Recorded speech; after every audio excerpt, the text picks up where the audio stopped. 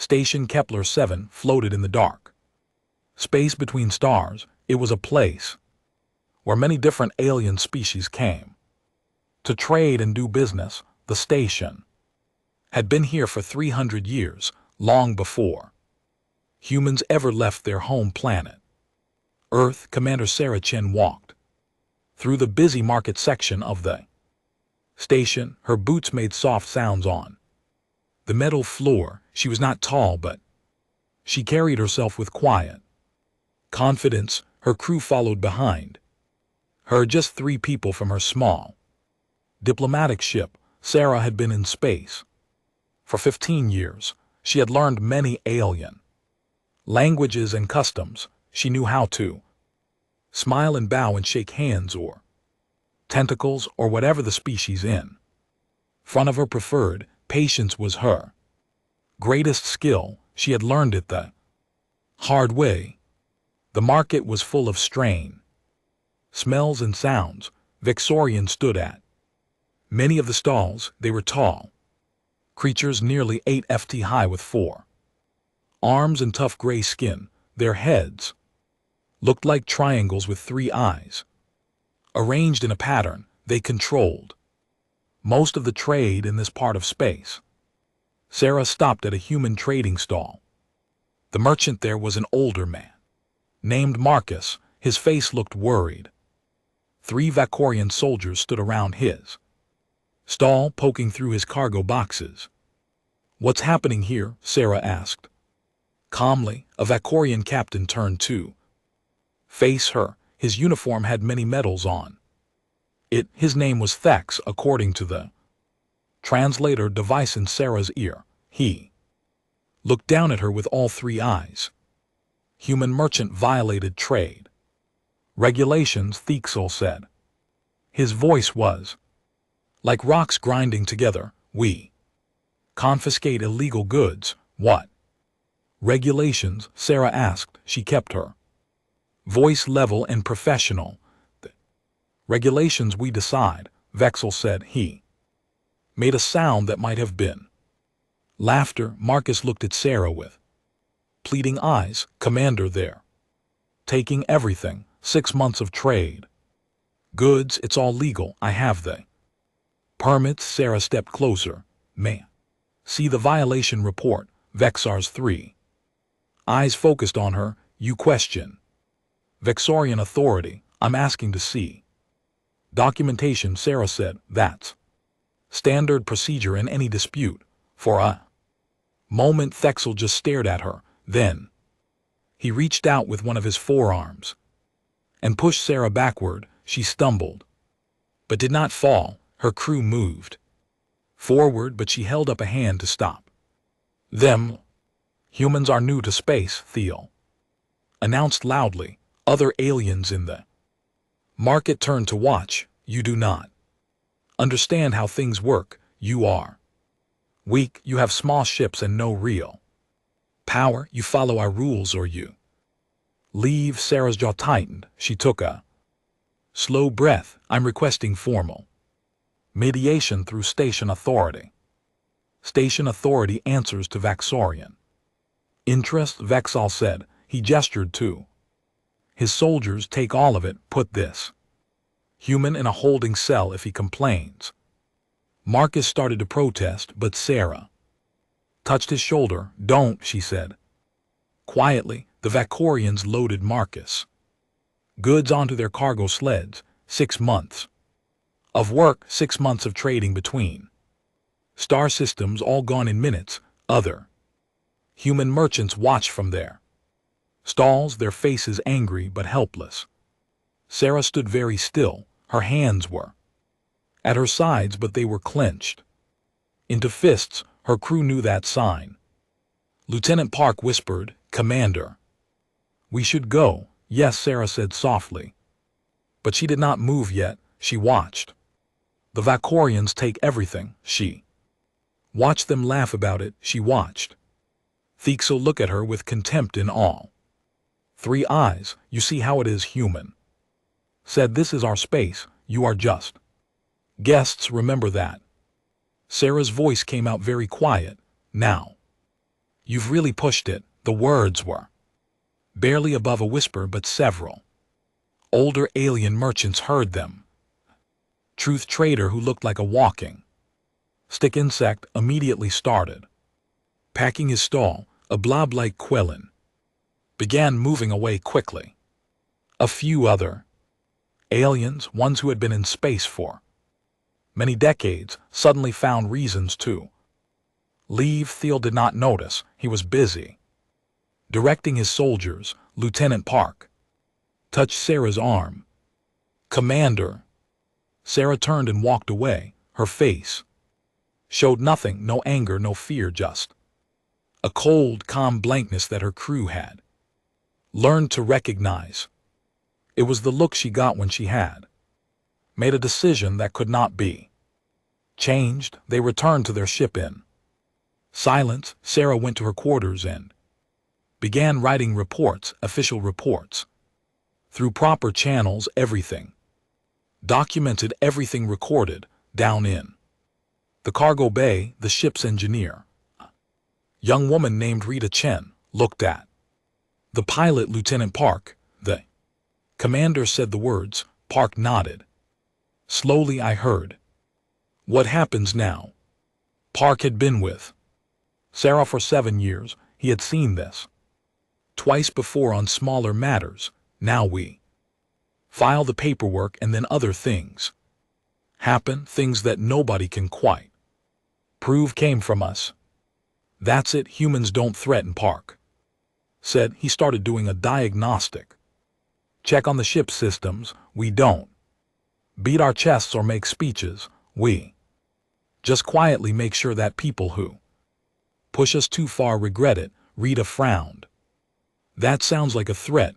"No," Park said. "A threat is when you tell someone what you'll do. This is different. This is when you decide something has to change, and then you make it change. Quietly, carefully, completely." Back on the station, the old truth trader was telling a younger merchant from his world about what he had witnessed. The human said the words. The old one said, his voice clicking with worry. "What words?" "The words that mean humans have stopped being patient. I have been trading in space for 60 years. I have seen it 3 times before. Each time the species that angered the humans was very sorry within a year. But humans are weak." The young truth said. "They have been in space less than 100 years. They have small ship, small colonies. Everyone says so." The old truth merchant packed another box. "That is what the Craven said. That is what the Drell Consortium said. That is what the Borderland Clan said. They all said humans were weak. They all learned differently." "What happened to them?" "Nothing violent, nothing illegal, but somehow their ships started having problems. Their trade routes became unprofitable. Their colonies found better partners. The humans never admitted to doing anything, but everyone knew. Everyone in space who has lived long enough knows when a human says you have pushed it, you apologize immediately or you start losing." The young merchant laughed. "That is superstition." The old merchant looked at him with his large compound eyes. "Perhaps, but I have a family and a business. I will not gamble them on being right about human weakness. I am leaving the station because of some words, because humans do not waste words on empty threats, because they are patient until they are not, because once you cross their line, they do not forgive. They solve the problem, and you do not want to be the problem they are solving." The old merchant finished packing and left station Kepler 7 that same day. He would later tell other traders that it was the best business decision he ever made. The Galactic Council building stood on the neutral planet of Karis. It was a massive structure made of crystal and metal designed to make every species Feel welcome. Today, the main chamber was filled with representatives from 43 different species. A young historian named Velkesh stood at the speaking platform. He was a thrine, a species that looked like a cross between a spider and a cat. His 6 legs moved nervously as he prepared his presentation. This was his first time addressing the full council. Honored representatives, Velkesh began. I have been studying human behavioral patterns for the past 3 years. I wish to present my findings on what I call the human threshold phenomenon. A few representatives shifted in their seats. Most looked bored. Humans had only been in the galactic community for 80 years.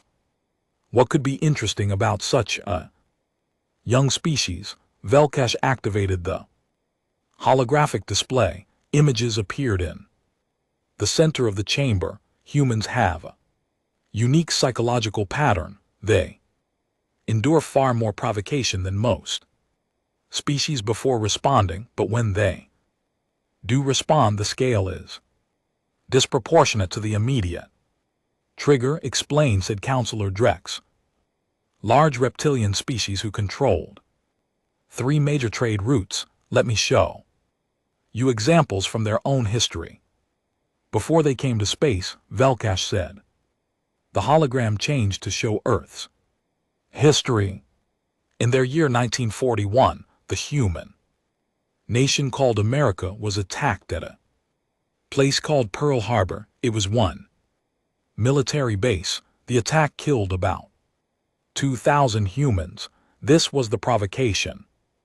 The hologram showed burning ships in smoke. Now watch their response. The images changed rapidly. Within 4 years, America had built the largest military force in their world. They built tens of thousands of aircraft, hundreds of ships. They developed a weapon that split atoms. They did not just defend themselves, they completely changed the balance of power on their entire planet. One attack on one base led to a response that reshaped their world. Some representatives sat up straighter. This was more interesting. Another example, Velkesh continued. The year 1957. One nation launched a small satellite into space, a metal ball that sent radio signals. This was seen as a challenge to America's position. Their response: within 12 years, they put humans on their moon. They built a massive space program from almost nothing. They spent incredible amounts of resources, all because another nation launched one satellite. The hologram showed rockets and astronauts in the Earth's moon. I see a pattern, said Aquelin.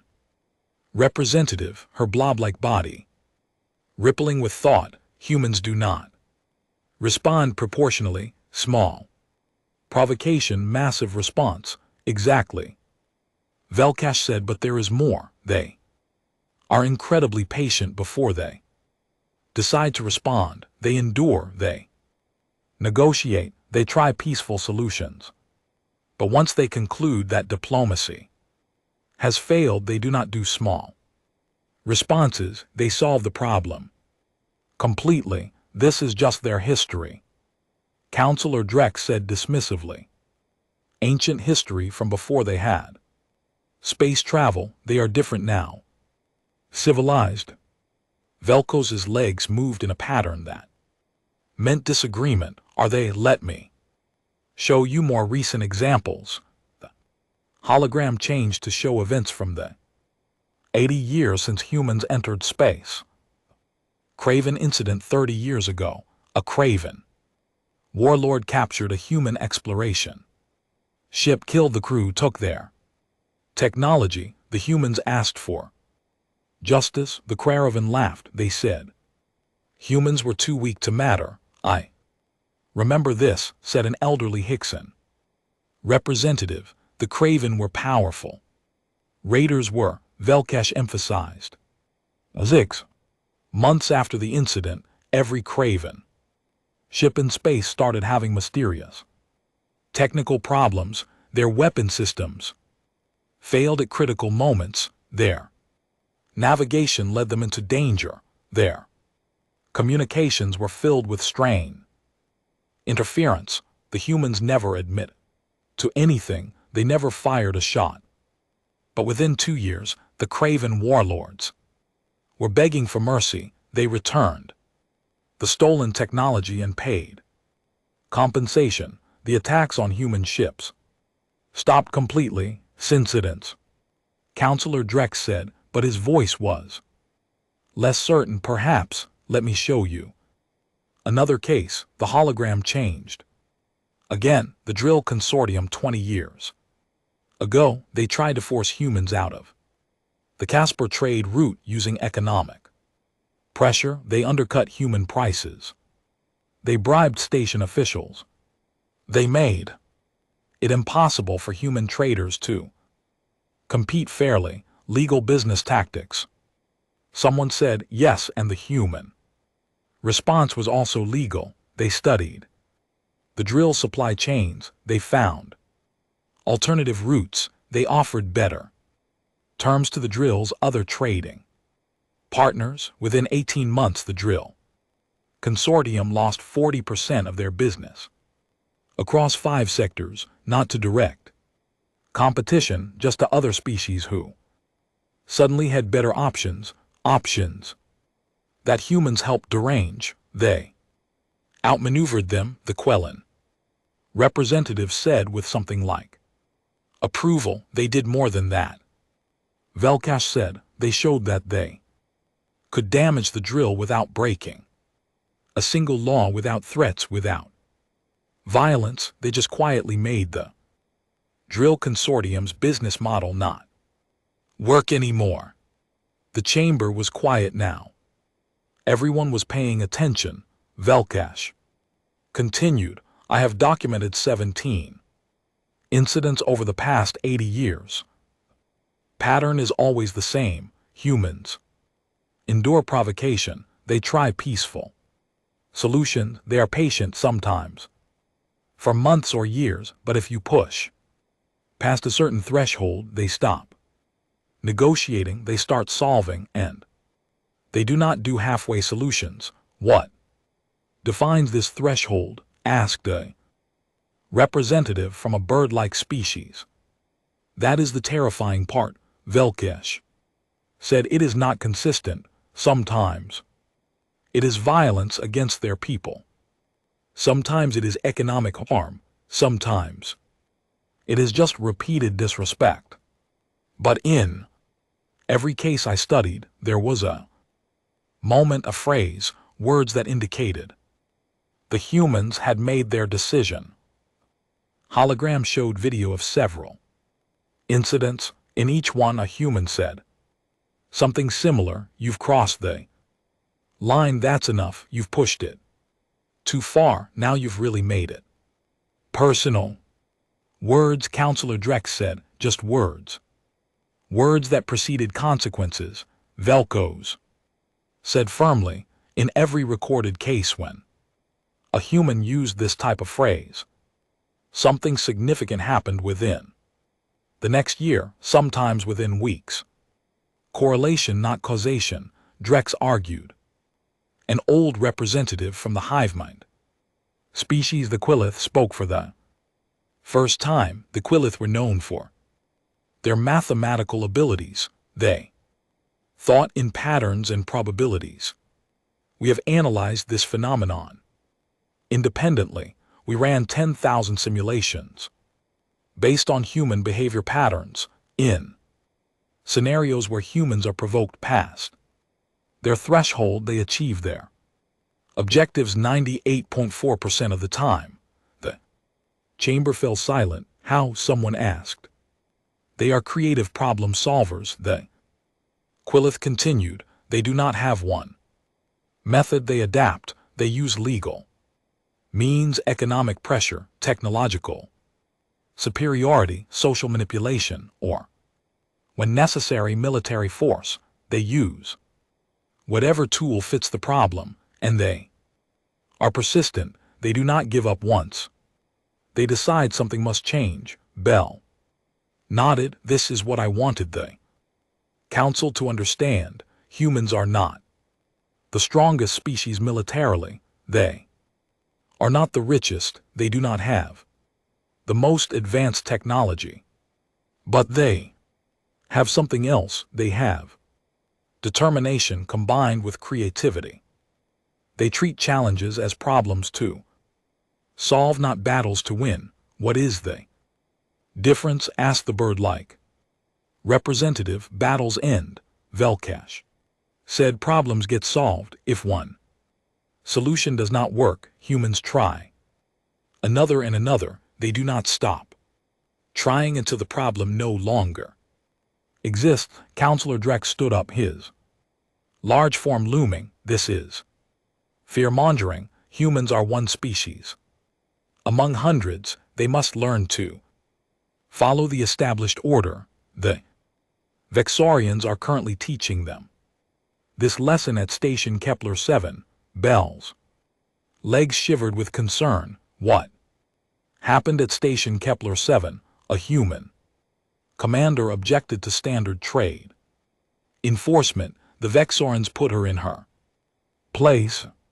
She left with her tail between her legs, as humans say. Drex looked satisfied. What did she say when she left? Velkash asked urgently. How should I know? Some human nonsense. Bell searched through his data files quickly.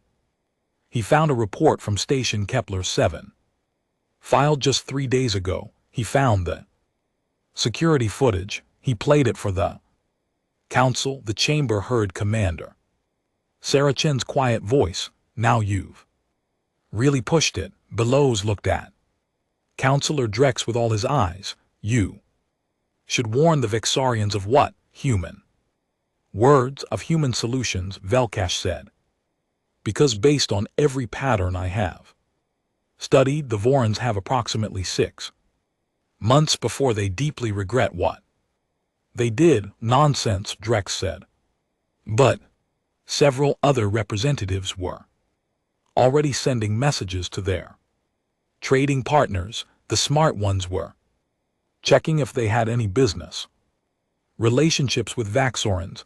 The wise ones were quietly ending those relationships just in case, because in the Galactic Council there were 2 types of species: those who learned from history and those who became history lessons. The question now was which type the Vakorians would turn out to be. Commander Sarachen's ship arrived at Earth 3 weeks after the incident at Station Kepler 7. She went straight to the Human Diplomatic Corps headquarters in Geneva. The building was old-fashioned compared to alien structures made of glass and steel. Instead of exotic materials, Sarah submitted her report.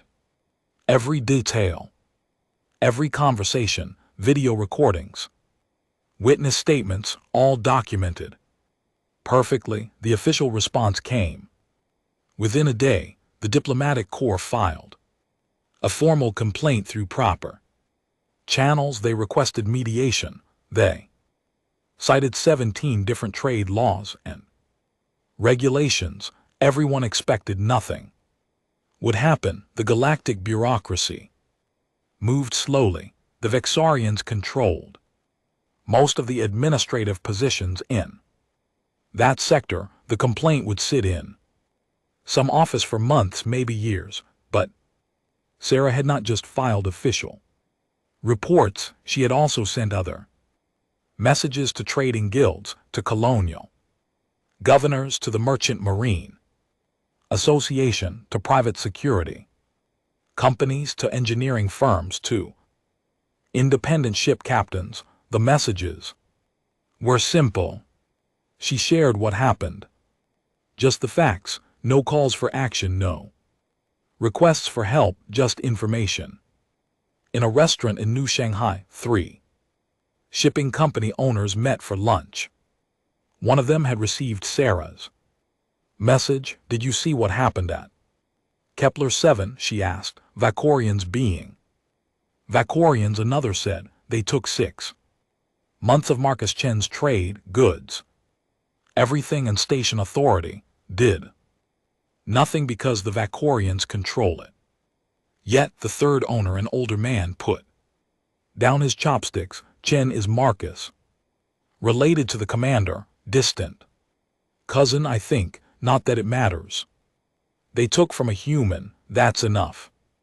They talked for a while about trade routes, about the Vexorans, about how much business would be affected if relations got worse. By the end of lunch, they had decided to start moving their shipping operations to routes that did not go through Vaxorian space, just as a precaution, just in case. On Mars colony, a group of engineers were having a similar conversation. One of them had worked with Sarah years ago, Kepler 7. He said, did you hear? What about it? He explained. The engineers listened quietly. Then one of them said, you know, I've been working on a new navigation system, makes ships harder to track. I was going to patent it, sell it commercially, and now I think I'll just publish it, open source, free for anyone to use. Would be a shame if certain shipping routes became too dangerous for Victorian patrols to monitor effectively. That would be a shame, another agreed. With a smile. On Luna Station 3, military veterans from the Colonial Defense Force were drinking coffee. One of them read Sarah's message out loud.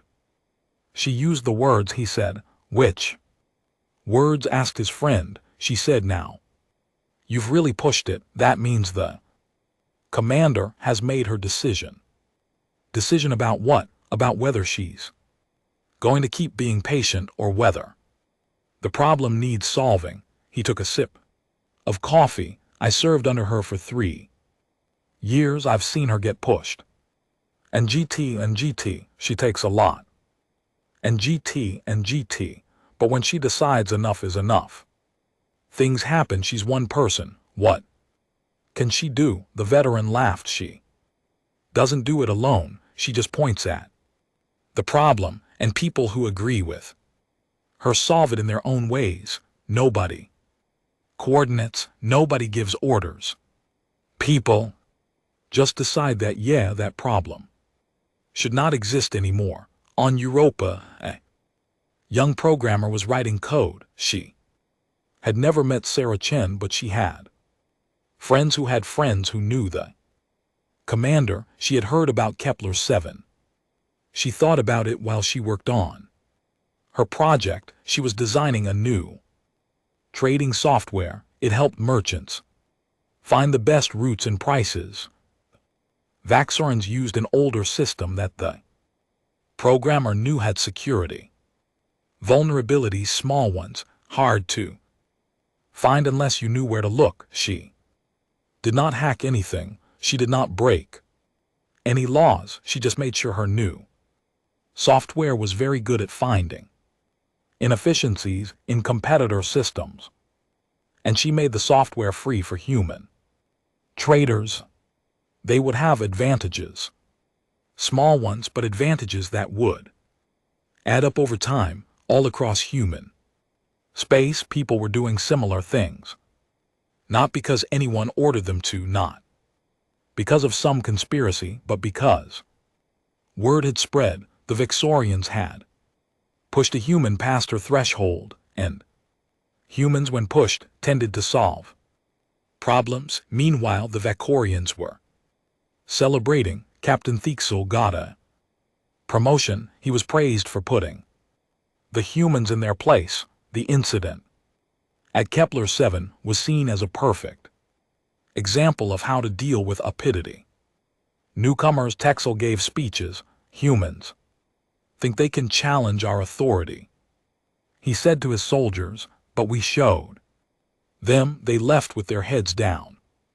They filed their little complaint through channels like good subordinates.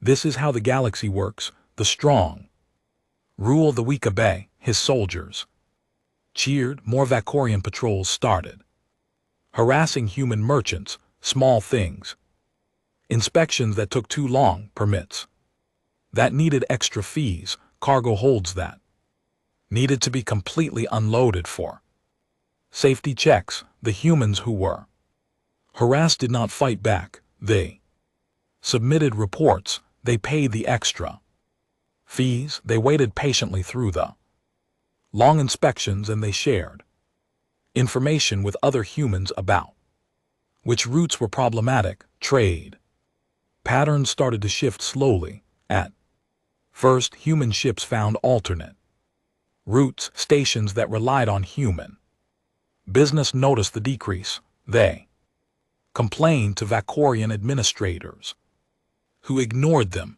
After all, there were plenty of other species trading.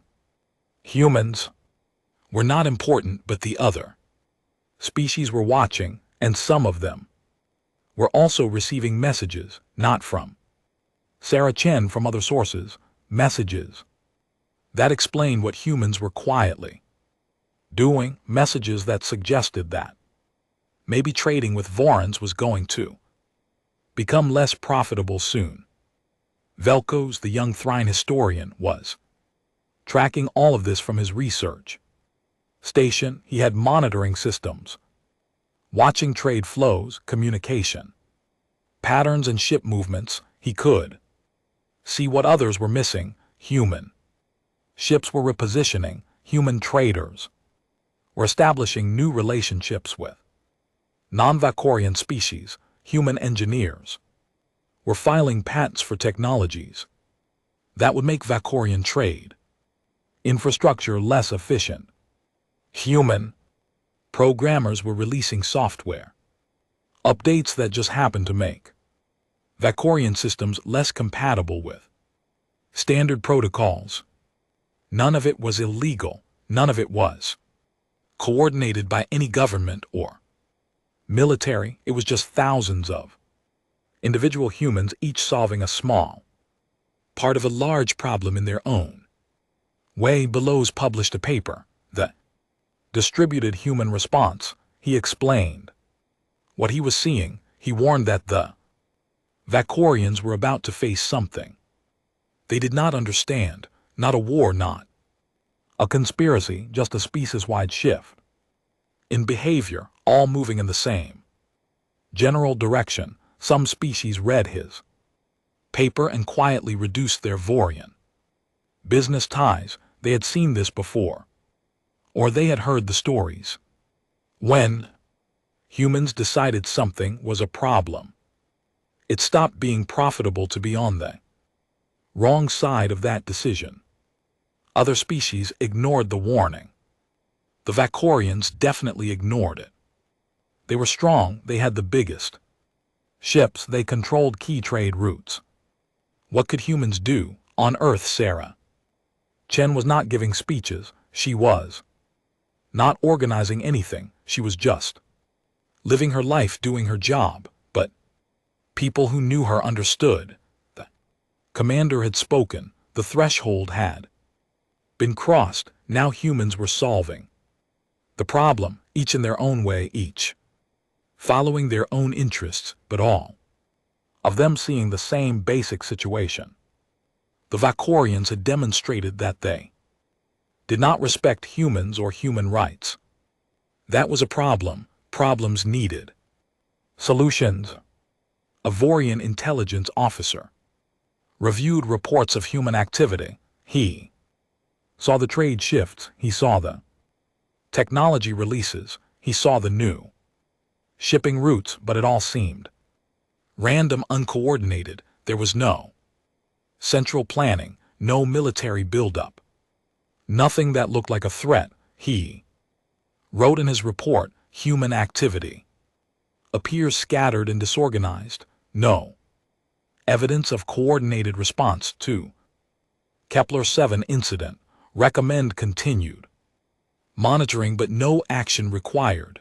The report was filed away. The Vakorians continued their celebrations. They had. 1. The humans had been put in their place. They did not understand that. Humans did not need coordination.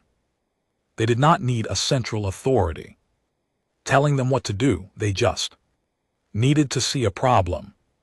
Then each human would solve the parts of that problem they could reach, like ants building a nest, each carrying one grain of sand.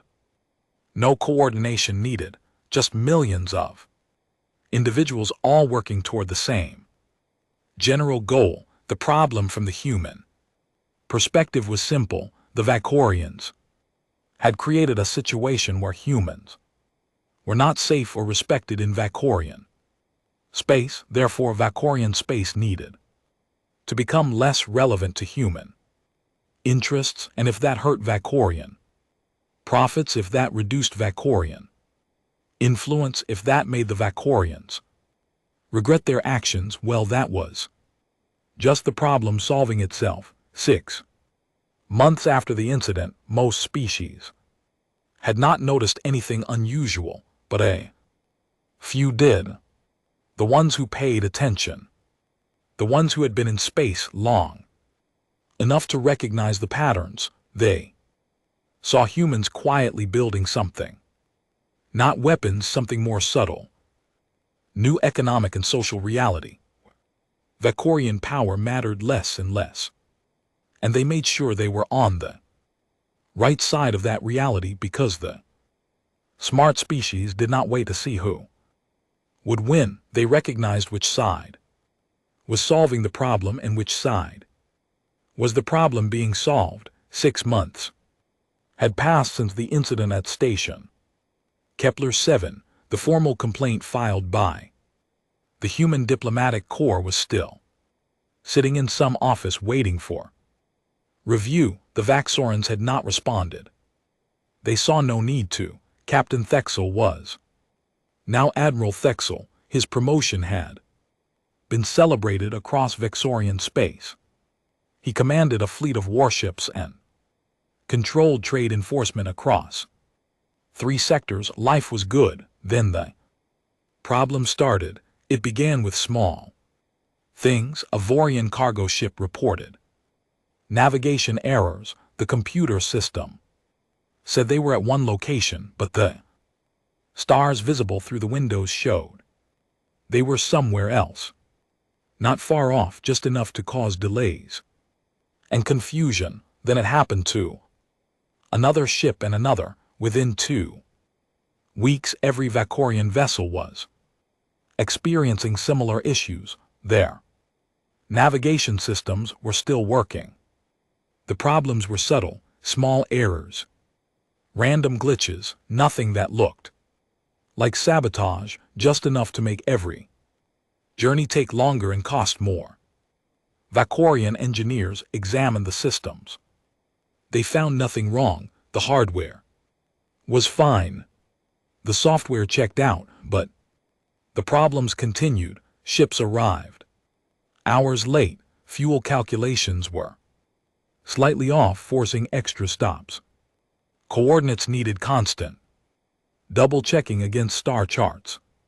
Trade routes that had been profitable became problematic. Delays meant penalties. Extra fuel costs ate into profits. Customers started complaining.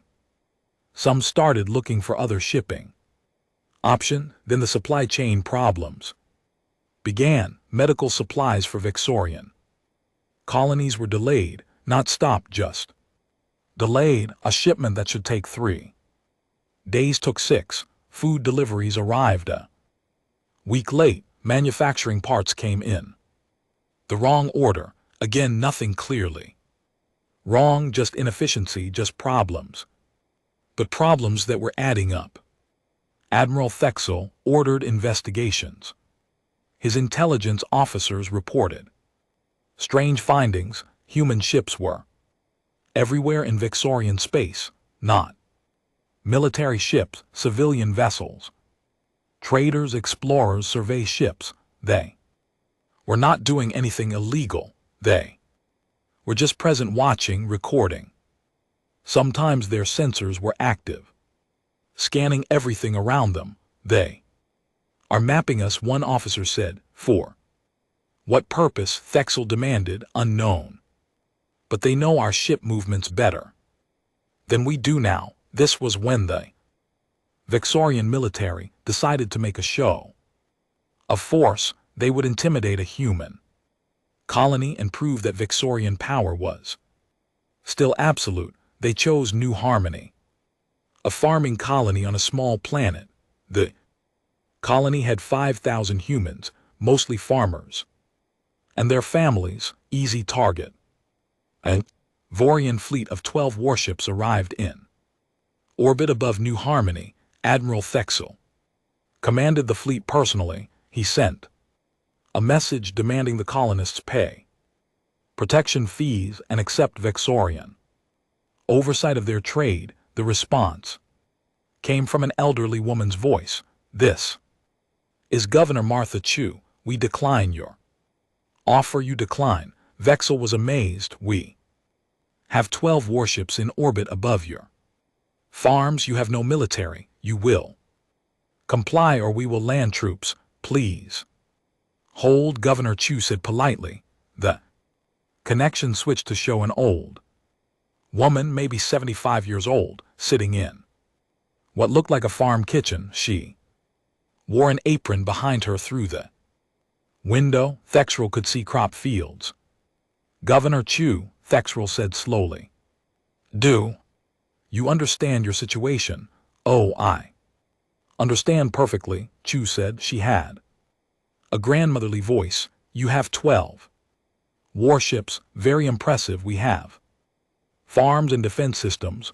Defense systems? Dexel laughed. This is a farming colony. Yes, Chu agreed. We grow food, but we also have 6 months of preparation time. You see, we heard about what happened at Kepler 7. We heard Commander Chen say the words, so we got ready. Ready for what, Governor? Chu smiled. May I show you? I promise we will not fire on your ships unless you fire first, but I think you should see what you are considering attacking. On his command screen, Thexel saw his tactical officers display. Red markers began appearing on the planet's surface.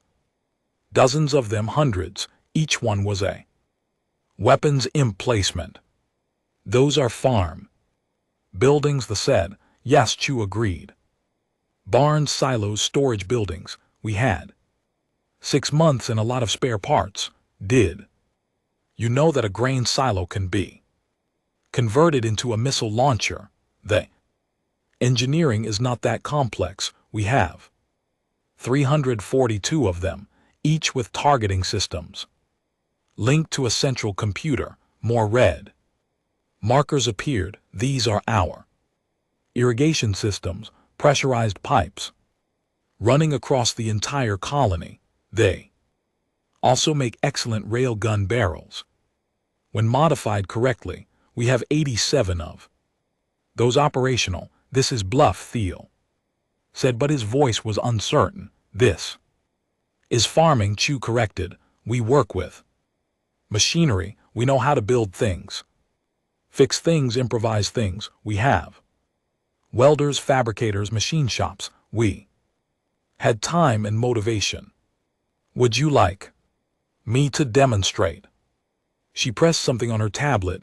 On the screen, a single red marker activated. A missile launched from what had been a grain silo. It flew up toward space, then detonated well before it could threaten any ships. The explosion was small but precise. That was a warning shot. Chu said, we can reach your ships. We have enough missiles to target each of your vessels 40 times over. We have rail guns that can punch holes in your hulls from here. We have laser arrays that we normally use for clearing crop pests. They work very well on ship sensors. The role stared at the screen. This was impossible. This was a farming colony. Old people, children, Farmers, they should be helpless. How? He asked. We had instructions, Chu said. Not orders. Just helpful information. Engineers from across human space. Published designs, open source, free to use, how to convert farm equipment into defensive weapons, how to link computers.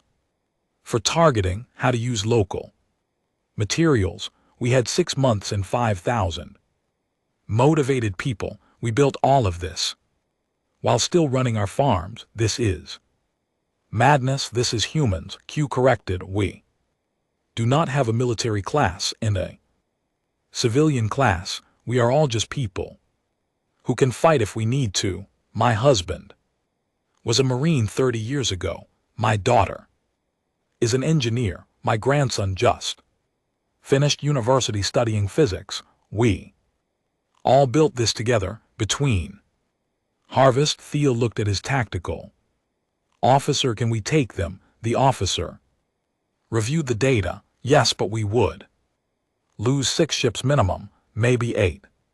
Their targeting looks very precise, and that is just their visible defenses. There may be more for a farming colony. That was incredulous. They are not just farmers, the officer said quietly. They are humans. Governor Chu was still on the screen. Admiral, I am going to give you some advice. My grandmother used to tell me something. She would say, Martha, do not fight someone who has nothing to lose, and do not fight someone who has already decided they will pay any price to win. We are farmers. We just want to live in peace. But you threatened our homes. That means we will pay any price to defend them. Every person here, even the children, helped build these defenses. She paused, then continued. You can attack us. You might even win, but it will cost you ships and lives. And for what? To prove a point, to collect some fees. Is that worth it? Thexral did not answer. He was thinking about the other human colonies. There were hundreds of them. If this farming colony could do this, what about the mining colonies? The industrial ones, the ones closer to Earth with more resources. I am going to withdraw, he said finally. That is wise. Chu agreed. And Admiral, you might want to reconsider your policies toward human traders, because if we can do this with farms, imagine what human engineers can do with shipyards, or what human programmers can do with your computer systems, or what human traders can do to your economy. The Vakorian fleet left. They reported technical difficulties as the reason for their withdrawal, but word spread the story was too strange not to share. Farmers had faced down battle fleet. Velkos heard the story and added it to his research. This was important data. Humans did not have a divide between military and civilian. Every human was potentially dangerous, because every human was creative and could build things. He published a new paper, The Human Defense Doctrine, how species-wide engineering capacity replaces traditional military structure. Some species read it and decided to be nicer to humans. Other species read it and decided to avoid humans entirely. But the Vakorians read it and dismissed it as more fear-mongering. They still believed they were strong. They still believed humans were weak. One colony with improvised defenses did not change that. They still controlled trade routes and space stations. They still had the largest fleet, but their ships were still having navigation problems. Their supply chains were still disrupted. Their profits were falling, and now their military had been embarrassed by farmers. Admiral Thex sat in his office and tried to understand what was happening. The humans had not attacked. They had not declared war. They had not broken any laws they had just made.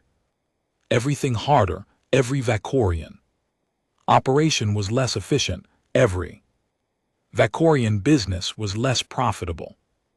Every Vakorian plan was more complicated. It was like fighting fog. You could not punch it, you could not shoot it, it was just there making everything more difficult, and somewhere out there Commander Sarah Chen was still filing reports and doing her diplomatic work. She had not given any orders, she had not organized any resistance, she had just shared information and let humans do what humans do, solve problems in their own creative, persistent, slightly crazy ways. Thex realized something that made his blood cold. This was due Admiral Thex's suggestion that the Vakorians reconsider their policies was not well received. His superiors saw the withdrawal from New Harmony as weakness. They blamed him for making the Vakorians look foolish in front of the galaxy. You were frightened by farmers with improvised weapons, his commander said. This is unacceptable. They had significant defensive capabilities. Thexral protested. They had vegetables and old people. You should have destroyed them as an example. Instead, you retreated. You made us look weak. This cannot stand. Thex was given new orders. Return to Station Kepler 7. Arrest all human traders operating there. Confiscate their ships and goods. Show the galaxy that Vakorians do not tolerate disrespect. He did not want to do this. Something felt wrong. Humans had been too quiet, too patient. But orders were orders. He assembled a fleet of 30 warships, the largest show of force the Vakorians had ever deployed. In peacetime, they arrived at Station Kepler 7 3 days later. Thexel expected to find humans protesting or trying to flee. Instead, he found an empty station. The humans were gone, so were most other species. The station was still operational. The lights were on. The air systems worked, but of the 2,000 beings who normally lived and worked there, only 300 remained. All of them were Vakorian or closely allied with Vakorian interests. Where did everyone go? Thiel demanded of the station administrator. They left over the past week, the administrator said. His voice shook with fear. Ships kept arriving, loading people and cargo, then departing. We tried to stop them, but they had proper clearances. Clearances from who?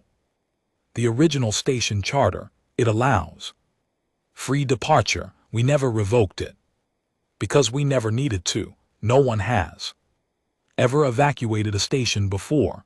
Thexer felt cold certainty settle in his stomach. The humans had emptied the station. That meant something was about to happen. His sensor officer called out, Admiral, single ship approaching. Human design. On the screen, a small diplomatic vessel appeared. Recognized it. Commander Sarah Chen's ship, the same ship that had fled from this station 9 months ago. The communication request came immediately. Thexral accepted it. Commander Chen appeared on the screen. She looked exactly as he remembered, calm, professional. Her eyes were cold. Admiral Thex, she said, I am here to offer you one final opportunity to resolve this situation peacefully. You are alone. Thexral said. I have 30 warships. I see them, Chen said. Impressive fleet. I have a list of demands. The Vakorian government will return all confiscated goods from human traders with interest. You will issue a formal apology. You will guarantee fair treatment of humans in Vakorian space. Going forward, these are the terms for peace. Thiel laughed. And GT, He could not help it. And GT, the situation was absurd. One small ship making demands of a battle fleet, or what, he asked, you will attack me with?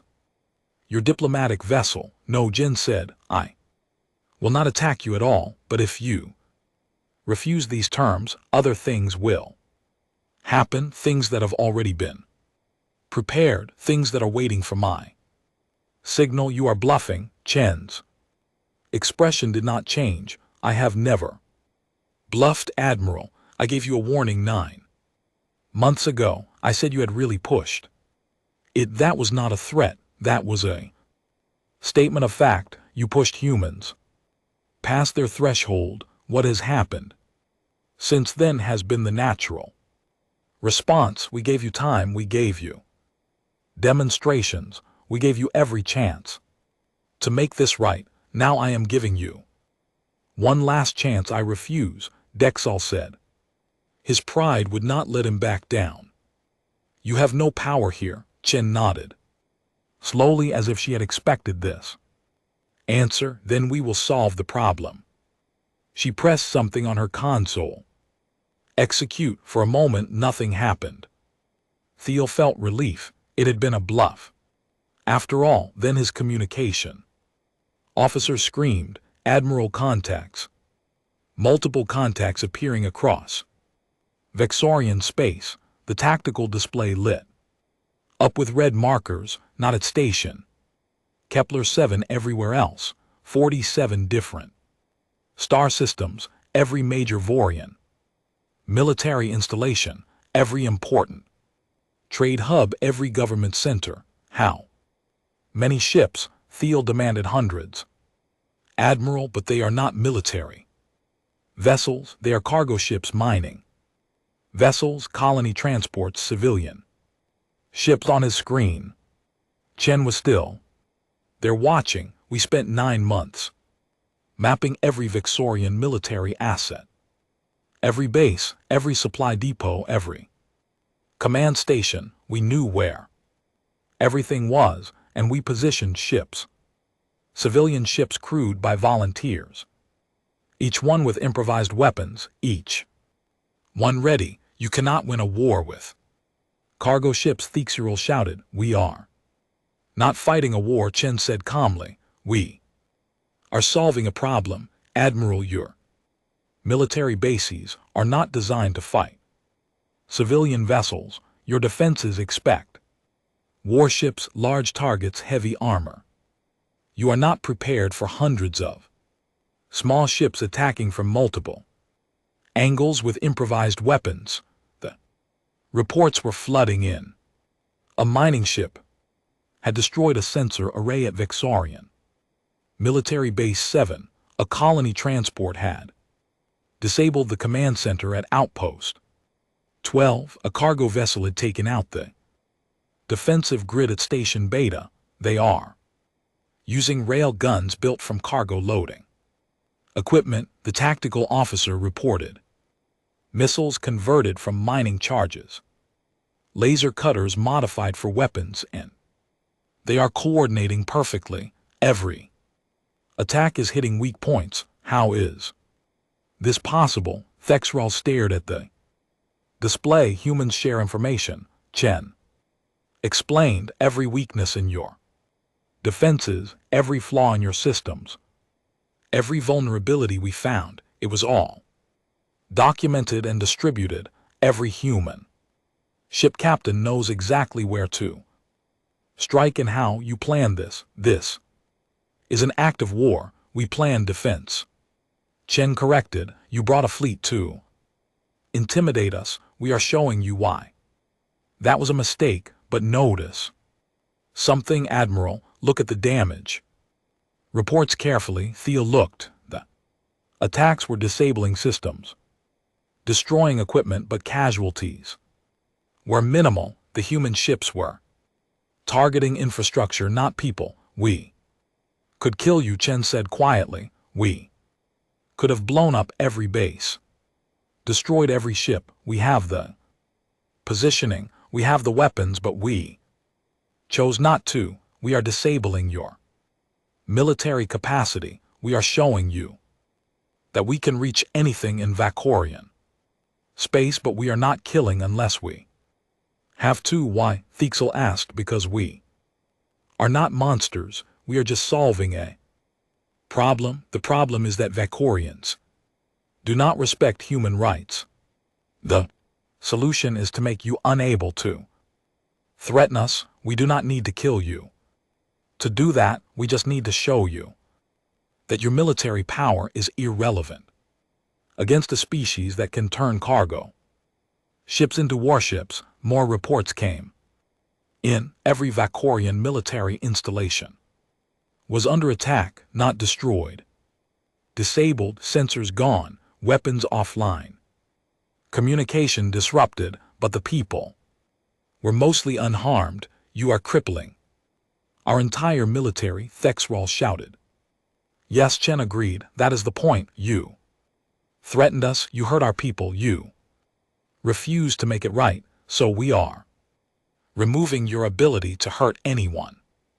This is the solution. The Galactic Council will not allow this. The Galactic Council is watching right now.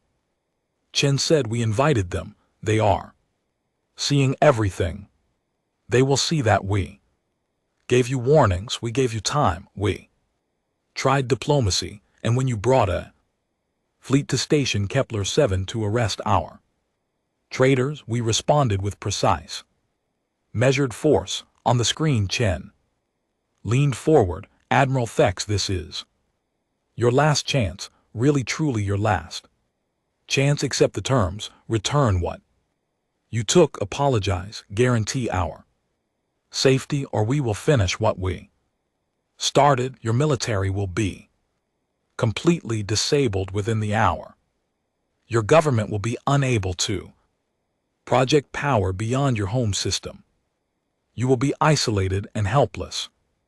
Thixuro looked at his tactical display. His fleet here at Kepler 7 was untouched. He had 30 warships, but what good were they? The rest of the Vaxorian military was being systematically dismantled by civilian vessels. He thought about firing on Chen's ship. One missile, that would be satisfaction at least, but then he thought about what would happen next. The humans would stop holding back, they would finish the job. And this time they might not be so careful about casualties. I accept, he said quietly. Say it clearly, Chen demanded. I accept your terms.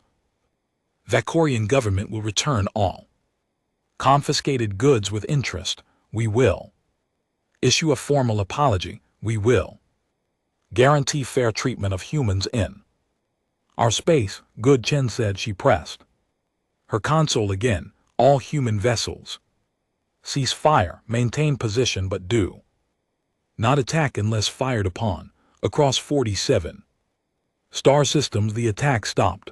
The human ships remained in place, watching, waiting, their weapons still active but no longer firing. You have 72 hours to begin implementing the terms, Chen said. Every human traitor will be compensated. Every confiscated item will be returned.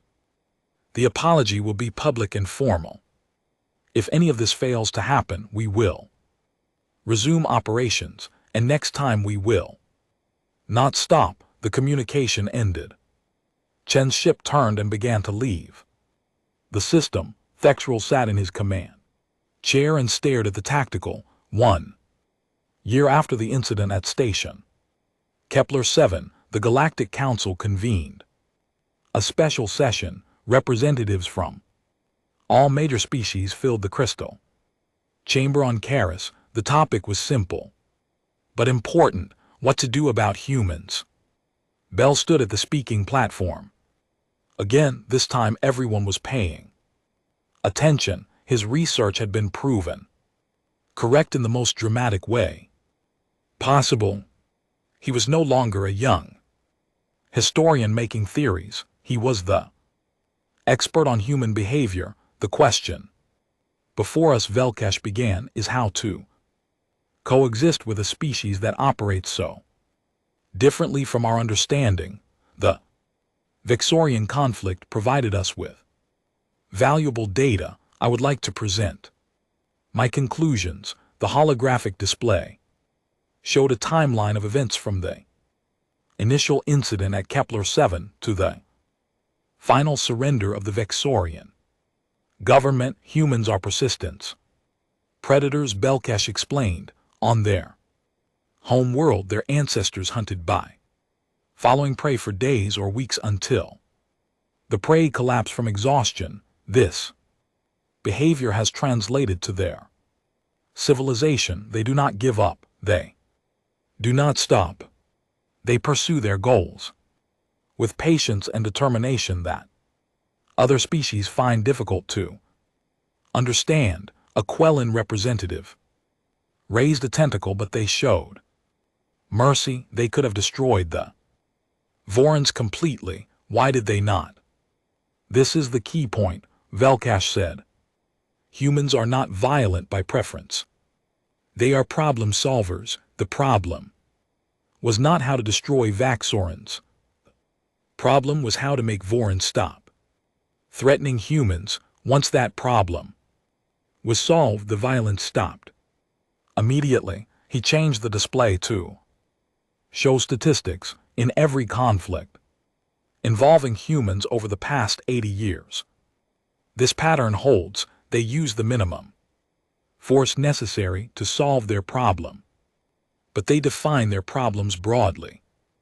Not just stop this attack, but ensure this cannot happen again. That makes them predictable, said Counselor Drex.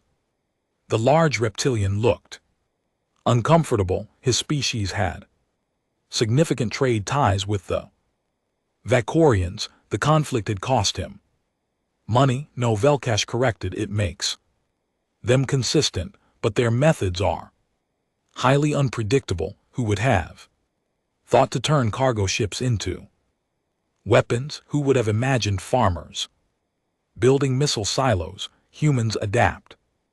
They improvise. They use whatever tools are available. An elderly representative from the Quillith Hive mind spoke. We have updated our analysis. In future scenarios involving human conflict, we can now predict outcomes with 99.3% accuracy. Humans win unless they are completely exterminated in the first strike, and no species has the capacity for such a strike. The chamber was quiet.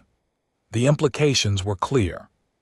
Humans could not be defeated. Not practically. You would have to destroy Earth and every human colony simultaneously before they could respond.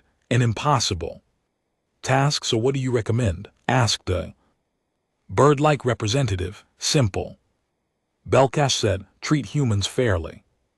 Respect their rights. Honor your agreements with them. They are not unreasonable. They tried diplomacy for 9 months before taking action. 9 months of complaints and negotiations. They gave every chance for peaceful resolution. They also destroyed our military credibility. Counselor Drex growled. The Vacorians did that themselves, Balash said firmly. They chose to escalate. They chose to bring a fleet to intimidate human traders. The humans simply responded to the threat. What did you expect them to do? Submit to bullying? Drex had no answer to that. The council voted on a resolution. It passed with only 3 opposing votes. The resolution was called the Chen Protocols in honor of the commander who had shown such patience and restraint. The protocols were simple. Human traders would receive the same rights as any other species. Disputes involving humans would be mediated fairly. No species would be allowed to use military force to intimidate human civilians. Violations of these protocols would result in council sanctions. It was revolutionary. For the first time, the council was saying that a young species, one barely in space for 80 years, deserved equal treatment. But the council members understood the alternative was worse. If they did not protect human rights, humans would protect themselves, and that protection tended to be expensive for everyone involved. Station Kepler 7 reopened.